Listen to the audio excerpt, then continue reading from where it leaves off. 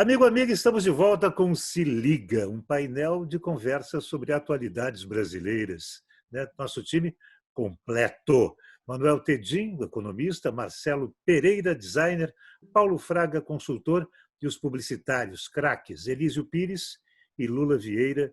E o assunto de hoje não poderia ser outro. Há realmente uma real, desculpe a redundância, né? Há uma real ameaça à democracia brasileira nesse momento?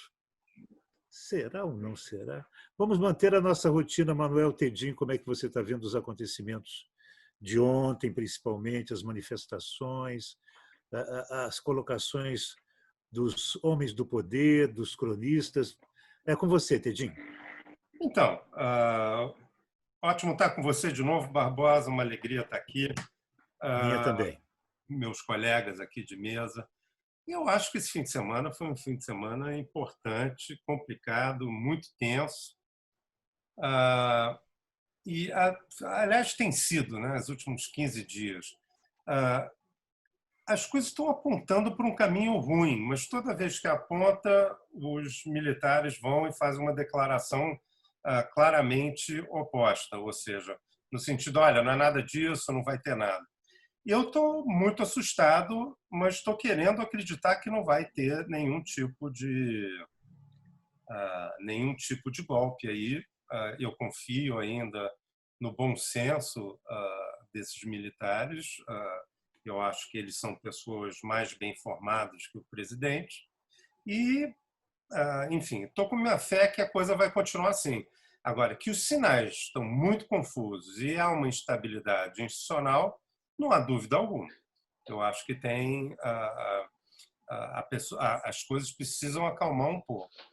O Rodrigo Maia tem feito um papel de distensão, ainda fraco, sem talvez a contundência necessária, mas eu acho que ele está querendo pegar leve mesmo, de propósito, para não atiçar muito os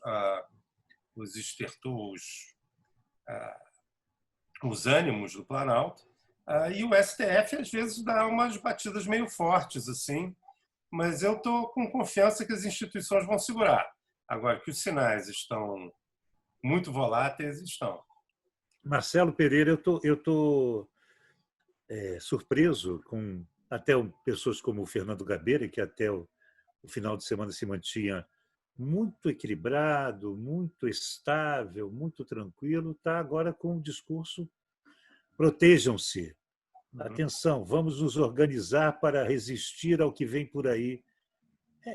É isso mesmo, Marcelo? É uma ameaça tão iminente, tão grave assim, tão feroz? Barbosa, o Bolsonaro ele tem sempre andado naquele passo, né? 2 passos à frente e um atrás, 2 à frente e um atrás, né? Em relação a avançar sobre as instituições e, enfim, né? A tentar expandir o poder dele, a influência dele.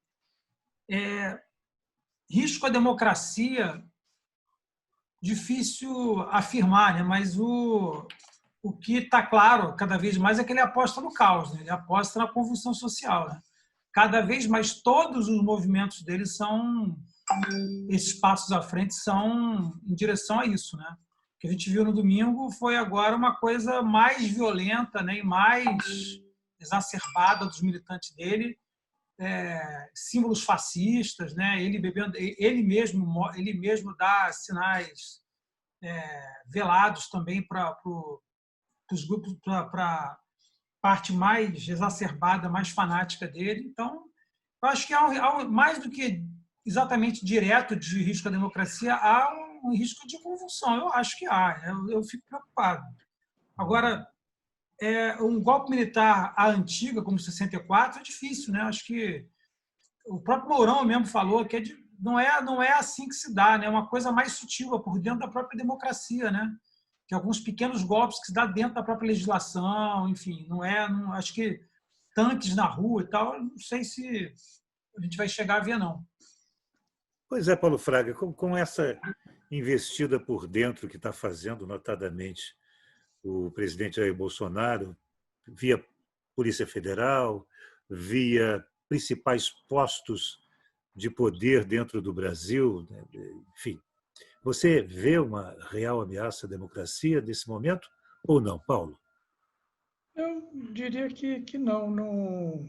Eu acho que o quadro é preocupante, o ambiente vem se deteriorando de certa maneira, e a origem, a bem da verdade, desses problemas que a gente está enfrentando estão na figura do presidente da República, né? Ele tem jogado gasolina nessa fogueira, né? E de uma maneira inteiramente desnecessária, né? Se nós pegarmos exemplos recentes, o próprio Michel Temer, que sofreu dos outros poderes, seja Ministério Público, seja Polícia Federal, seja Supremo,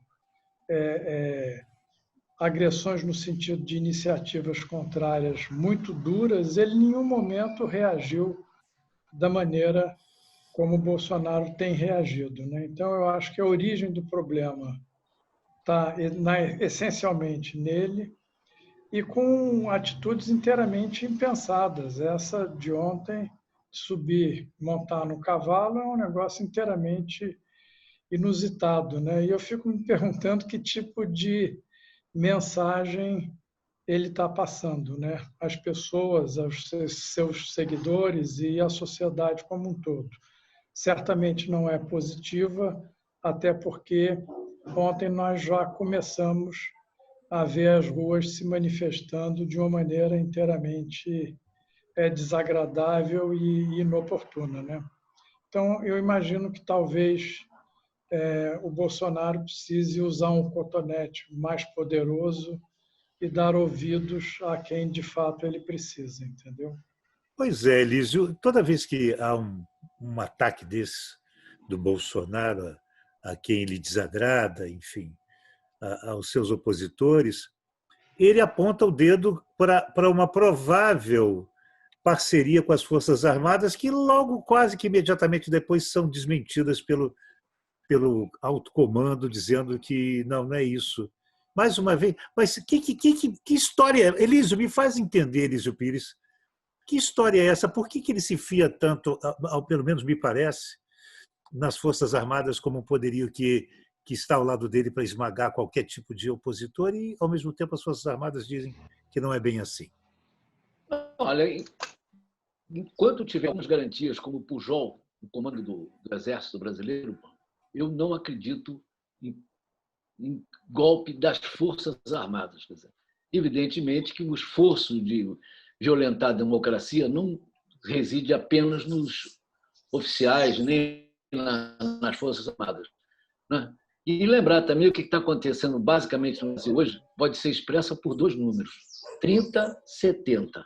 Né? Todas as pesquisas estão mostrando que o Bolsonaro está restrito hoje a, no máximo, 30%, e está começando a haver uma união dos outros 70% para tentar salvar a democracia. Só para lembrar, teve um manifesto assinado recentissimamente que tem dois Fernandos que eu jamais imaginei que podiam ficar assinando o mesmo manifesto. Né? Quais são os Fernandos? Quais são? Fernando Henrique Cardoso e Fernando Haddad. Haddad, os dois no mesmo documento. Incrível. No mesmo documento. Então, eu acho que tem um sinal muito positivo, né, de que tem um esforço dos 70% que estão se unindo da sociedade para tentar encontrar um caminho dentro da democracia. Só para lembrar que cassação de chapa, né, ou impeachment são instrumentos democráticos e tem uma rotina toda montada e já foi usada várias vezes, né? Eu até concordo com a observação feita anteriormente com o tal de Lewandowski, que resolveu mudar a Constituição para dar a dona Dilma, cassou o mandato e ela continuou com todos os direitos de presidente. Mas isso aí foi uma exceção, né? Eu acho que a lei será cumprida e a democracia será respeitada. Lula Vieira fala em sinais, e o Elísio me lembrou dos sinais. Esses sinais que o Jair Bolsonaro, o presidente Jair Bolsonaro, nos apresenta toda semana, surpreendentes, agressivos, contundentes, não são aqueles sinais de quem quer desviar a atenção do público para o mais importante, o que está acontecendo. Tem uma pandemia aí, tem uma movimentação nacional. Ele não está querendo disfarçar a incompetência dele em gerir essa história e outras mais? Ou é impressão minha, Lula? Há realmente uma ameaça à democracia nesse momento no Brasil? há uma ameaça e eu acho que os sinais são, a mim, me parecem muito graves. Mas, de qualquer forma, eu acho também que a fábrica de fatos, boatos, que o Bolsonaro cria, é muito mais para ele ter a certeza que ele vai seguir os 30% que ele tem de apoiadores. Ele consegue manter uma atenção neles todos, permanentemente informados, criando uma crise a cada passo, para tê-los sempre motivados a continuar com ele, uma vez que é um governo que pode ser julgado pelas consequências do que a gente está vendo por aí na economia, no tipo de condução que nós estamos tendo na ligação com o mundo externo. Eu acho que ele está pelo caminho errado, tentando manter ao lado dele os 30% que eles sabem que é a propriedade dele e que são os salvaguardas do que ele puder fazer. De qualquer forma, é um perigo e é uma complicação. Nós não estamos sendo um bom país para se fazer negócio, nós não estamos tendo internamente, uma confiança permita o investimento e muito mais lá de fora. O mundo está estarrecido com o que o Brasil apresenta quase uma Venezuela. Bagunça no futuro, um presidente não preocupado com as consequências do que fala. Tenho medo. E eu tenho a impressão também que esta útil na caça do Lula. Ele acha que assim ele continua com a tropa dele mobilizada, a tropa é mais mobilizável que os outros 70%. Afinal, você vai para a rua para fazer o quê? Você vai para a rua para dizer que é contra o Bolsonaro? Não há clima neste momento para isso. Mas há clima para se forjar. Para se forjar. Hã? Sim, mas não foi uma. Eu não achei que foi tão importante a ponto de você mostrar uma verdadeira intenção. E veja bem, o status quo, você não pode, é difícil você ir para a rua para dizer quero continuar como está. Não dá. Dá para derrubar, porque é sempre uma promessa, é sempre uma ideia de que as coisas vão mudar. E engraçado que o Bolsonaro é, ao mesmo tempo, evolução e involução. Quer dizer, ele é, ao mesmo tempo, objeto de uma crise e, ao mesmo tempo, as pessoas estão defendendo o Bolsonaro. É uma situação muito rara de você ter 30% de gente mobilizada para manter um presidente. Né? Normalmente é para derrubar. Mas eu estou com muito medo. A grana exterior está minguando. Claro que o presidente da multinacional instalada aqui no Brasil vai dizer que está apaixonado por tudo, que é isso não. O Brasil é um país maravilhoso. Mas a gente está vendo aí que ou a grande maioria dos investimentos estão sendo parados, estão sendo colocados em espera. Isso é muito preocupante. Nós precisamos de dinheiro do exterior, precisamos de capital e precisamos de paz aqui dentro para o investimento. Né? Deixa eu pegar esse gancho aí, Rico. Paulo Fraga, você que lida com o empresariado nacional e com os investimentos internacionais para o Brasil, há um comprometimento muito sério, muito grave nesse momento para o Brasil e para a sua balança? Ou é coisa da pandemia, é planetária, a gente vai sair junto com o resto do mundo dessa história do mesmo jeito? Eu acho que os sinais são muito negativos, né? O ambiente político contamina o ambiente econômico e os sinais têm sido corriqueiramente ou recorrentemente negativos, seja na questão do meio ambiente propriamente dita, né? E a própria imagem do presidente da República, que no exterior é a pior possível, né? Então, tudo que tem sido feito nesse passado recente, ele não tem sido positivo sob o ponto de vista da imagem do país, sob o ponto de vista da segurança jurídica, de tal maneira que possa estimular os investimentos estrangeiros, né? O Brasil está barato em função do comportamento do câmbio nesse passado recente, mas o ambiente político não colabora positivamente, né? É isso, Tedinho. Então, alguém, assim, eu fui agora olhar, vocês estavam falando, eu peguei meu celular aqui, olhar como é que estava o Ibovespa depois do caos do fim de semana, né? Sim. Está subindo 1,70. Quer dizer, o Ibovespa está quase em 89 mil pontos. Alguém me explica isso? Quer dizer, eu não estou entendendo nada. Quer dizer, Pois é. quer dizer, é uma coisa. O que eles estão vendo? A instabilidade, talvez, não sei o que está acontecendo. Certamente o mercado está olhando isso que o Paulo falou, estava muito barato, de fato. O dólar continua em queda? O dólar continua em queda? Eu vou até olhar, mas eles estão vendo. Teve uma queda substancial, né?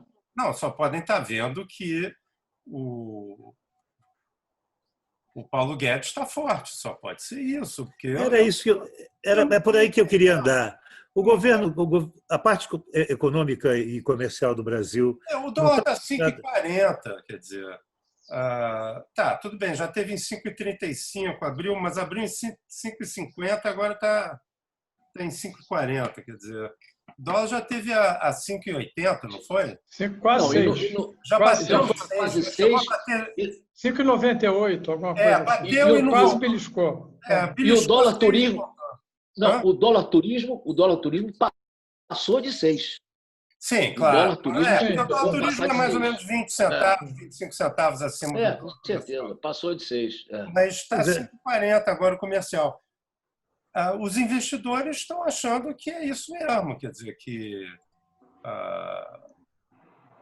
pelo menos do lado econômico a coisa está tranquila.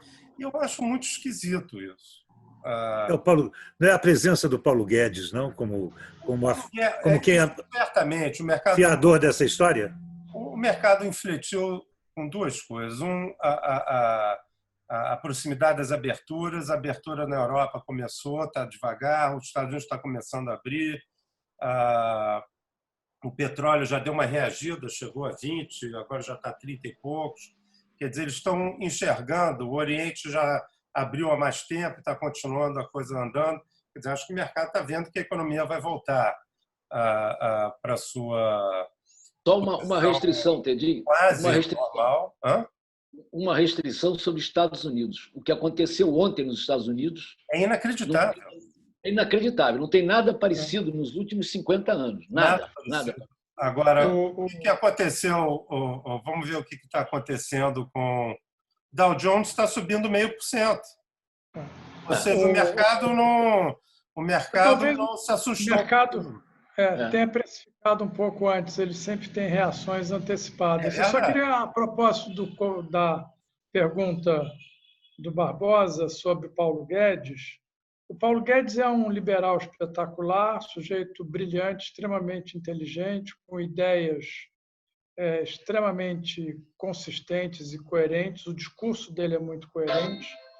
Agora, a bem da verdade, as reformas que o governo Bolsonaro tendo a liderança do Paulo Guedes na economia, muito pouca coisa foi feita. Praticamente nada. Salvo a reforma da Previdência. Então, esse é o primeiro ponto. Reforma da Previdência é uma obra do Congresso, não é do Paulo. Mas as ações são muito pouco efetivas, digamos assim.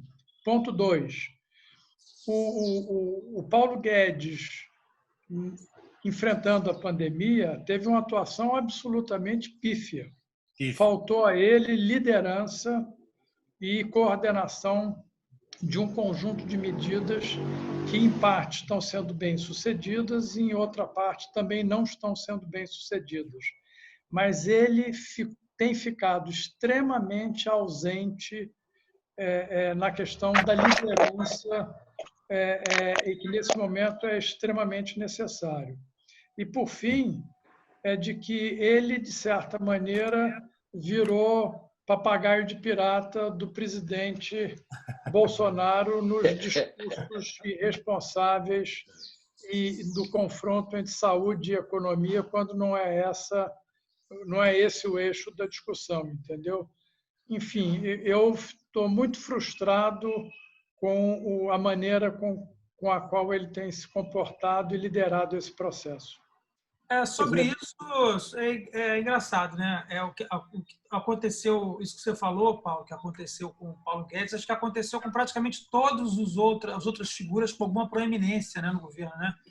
Acho que o Paulo Guedes, ele pensou assim, se aliando ao Bolsonaro, seria a chance dele poder colocar em prática as ideias dele, né? O Moro, de certa forma, ele pegando carona com o Bolsonaro, que poderia também executar uma agenda e tal, mas o fato é que o Bolsonaro acabou usando eles para alçar as ideias dele, né? O projeto de poder dele, né? Então ele cortou as asas de todo mundo, né? Ele acabou engolindo todos esses caras, né? A maioria saiu, ficaram os loucos e o Paulo Guedes, né?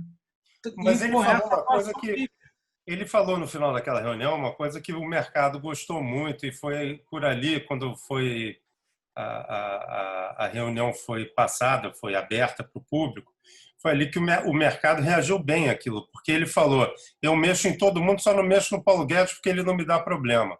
Lembra disso?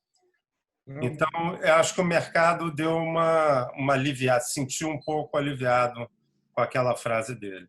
Logo depois ele reafirmou que a economia é história, é da total competência do Paulo Guedes. Ele reafirmou isso da última vez em que foi inquirido sobre a saída do Paulo Guedes. Mas, de qualquer forma, nessa mesmo momento aí, nessa mesma época aí, teve o tal do Plano Marshall dos militares que o Paulo Guedes não tinha participado. Então, a gente foi logo depois. Foi antes, Marcelo. Foi antes. Então, foi quase concomitante. Né? Então, isso foi logo depois que ele teve que ter que chamar o Paulo Guedes por causa dessa bobagem que foi dita para dizer que não era bem isso. Mas, Marcelo, quero aproveitar, eu me levantei aqui 2 vezes, fiz movimentos bruscos aqui, o que não devo fazer, mas para checar os números nacionais dos movimentos de ontem. E eu não vi, em nenhum apanhado que eu pude ver nas minhas anotações, que estavam longe de mim, qualquer lugar que tivesse milhares de pessoas. Eu vi no Rio. Olha a pandemia. Mas, bom, evidentemente que não. Só maluco é que sai de casa para uma grande aglomeração. Né? Mas uma causa muito violenta. O caso dos Estados Unidos foi uma coisa violentíssima que levou as pessoas a romperem. Porque o problema de pandemia lá e aqui estão mais ou menos no mesmo nível, né? Mas, Elísio, que bom que você reforça o que a gente pode conversar a respeito agora. Quando o assunto é pertinente, importante, urgente e grave, você vai para a rua. Né? Quando o assunto pode abrir mão da sua presença, porque ele vai continuar andando normalmente, você fica em casa. Mesmo os bolsonaristas mais ferrenhos por esse Brasil afora, e nosso número sempre é balizado pelo Elísio Pires, 30 a 70, 30% da população brasileira está, de quase 200 milhões de brasileiros, está com Bolsonaro, tinha que pelo menos ter milhares de pessoas nas ruas. Também ou eu estou exagerando, Marcelo?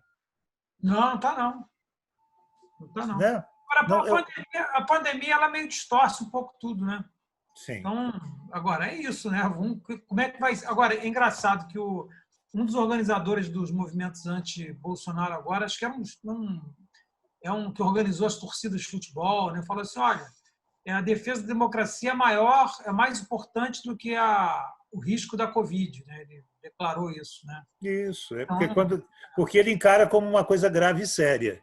E ele foi para a rua. De certa maneira, esses movimentos que estão na rua são os movimentos, é um grupo pequeno dos radicais de direita, né?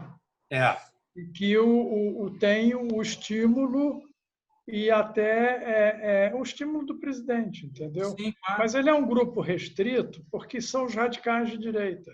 Uhum. Agora, o grande perigo disso é de que isso possa, ao longo do tempo, se você não inverter a lógica da discussão dos temas, é de que isso possa tomar dimensões ainda maiores, entendeu? Sair do ambiente dos radicais, mas é uma discussão essencialmente de radicais de direita, entendeu? Agora, uma coisa muito, muito estranha, né, gente?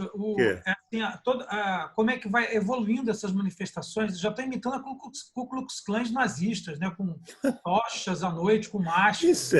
Isso é horrível. O Bolsonaro teve uma bandeira nazista, uma bandeira neonazista da Ucrânia. Isso. Que loucura. Estava lá na frente, né? Vocês viram o Bolsonaro tomando leite? Vocês viram essa Leite, o leite, é um sinal do branca, é branca. Sabe por quê, né? Você sabe por quê? Não sei por quê. Porque isso meu tio contou que é médico, contou há 30 anos atrás, assim, que os anglo-saxões, os brancos europeus, eles têm mais facilidade de digerir a proteína do leite de vaca. Sabia? Porque assim, quase a população inteira do mundo tem dificuldade Não é possível. Então é verdade. Não, faz sentido. Que doideira. Então é uma coisa que depois eu comecei a reparar, é uma coisa usada em vários desses movimentos de racistas e tal, supremacistas brancos, a coisa do leite. Fizeram isso lá em Virgínia, lá naquela... Charlottesville. Charleston. Charleston. Não, Charlottesville. O Coronel Landa, lá no Bastardos Inglórios, tomava leite também. Verdade. É isso. Agora, Elísio Pires. Todos eles lá tomando. É verdade. Eu tinha achado que tinha outro motivo. Era uma coisa subliminar na base do mamãe eu quero mamar, mas não é não, né? Não. Elísio, você profunda história, né, que eu não conhecia. Eu também não. Mas você achou que fosse viver para ver nas ruas quem defende a democracia de preto e quem defende a ditadura de verde e amarelo? É incrível, né? É incrível. Embora está havendo uma reapropriação da bandeira do Banco do Brasil, da bandeira do Brasil. É verdade. Já alguns grupos já passaram a utilizar também a bandeira do Brasil. Daí com certeza, né? No Twitter está acontecendo muito, viu? Só para não esquecer o seguinte: o renascimento do nacionalismo está acontecendo no mundo inteiro. Esse final da globalização e o surgimento do nacionalismo tem vários países do mundo em que isso está acontecendo. Para começar, pelos Estados Unidos. É verdade, mas são tendências... Falando da maior democracia do mundo, o nacionalismo está crescendo lá. Mas são tendências ainda que não são determinantes no volume geral das coisas. Dá para trás, na globalização, vai ter um custo muito alto em termos de inflação e aumento da pobreza. É uma tendência, na Europa, vários países já falam disso. Tal. A Inglaterra tem um pouco esse movimento, certamente a Hungria, que é a Polônia, enfim, a própria Turquia está um pouco nessa direção, mas isso quebra. A Tailândia também. Mas isso dá problema, pode ser um problema muito grave em muitos lugares. Quer dizer, não, só para lembrar, o Brexit é uma forma de nacionalismo. Hein? Então, foi por isso que eu falei Brexit. da Inglaterra, sem dúvida nenhuma. Mas as trocas internacionais se dão porque gera eficiência e abaixa o preço. Com certeza, com certeza. Então, se isso mudar, vai ter que ter um rearranjo produtivo que vai aumentar o custo de produção, vai gerar inflação, vai aumentar a pobreza. É isso que o mundo quer? A gente pode interpretar... Desculpa, perdão. Não, pode falar. Mas peraí, também tem um detalhe. É a primeira vez que o mundo ou a multidão vai fazer alguma coisa pensada, né? Quer dizer, o fato de você dizer que esta é ruim para a economia e para as pessoas não significa que é por isso, ou em busca desta melhor produtividade, melhores ganhos, inclusive melhor qualidade de vida, que eles vão fazer alguma coisa a favor da volta da globalização, etc. É um apelo muito popular, muito desesperado e muito a gosto dos demagogos de qualquer cor, né? Eu tenho muito medo dessa realidade desse nacionalismo. Eu tenho muito medo. Mas Marcelo, é aceitável, né? As pessoas acham que é lindo isso. É natural. É esperado, já que o planeta está se virando para a direita, né? Que venham esses movimentos a reboque do movimento das lideranças. Marcelo queria falar alguma coisa. É que a gente pode interpretar esses movimentos todos de nacionalistas e geral de direita, né, como uma reação, como Lula disse, desesperada à globalização, né? Quem foi prejudicado pela globalização. Nos Estados Unidos foi os operários brancos ferrados do Oeste, né? Lá na Turquia, alguma coisa parecida, na Hungria também. E a gente, como nosso tema era risco à democracia, né? Em muitos desses lugares, o que está acontecendo não é o fim da democracia, mas o fim da democracia liberal. Né? É isso que está acontecendo. Né? O que está acontecendo é um regime iliberal, onde não há equilíbrio dos poderes e o poder fica muito forte na mão de um governante que pode se perpetuar. Né? E põe fim à liberdade de imprensa, à oposição, enfim, mas continua sendo tecnicamente uma democracia. Né? Meus amigos, tem que fazer uma observação, só uma observação. Fala, Elísio. A palavra democracia não está sujeita a nenhum adjetivo. É verdade. Temos mais um minuto e eu queria me despedir de vocês, agradecendo o Manuel Tedin, o economista, o designer Marcelo Pereira, o nosso consultor Paulo Fraga, os publicitários Elísio Pires e Lula Vieira. Parece 10 minutos, né? A gente conversando aqui. Já acabou, já? E semana que vem, se não, certamente, provavelmente, vamos começar a falar da retomada, retomada não, falar do nosso novo normal, porque à medida em que a curva está planificando, está sendo achatada e descendo, todas as cidades e estados do Brasil de grande porte vão entrar nessa. Obrigado, senhores. Foi bom demais. Se liga, volta semana que vem com esse time de craques discutindo o que há neste país maravilhoso. Até lá.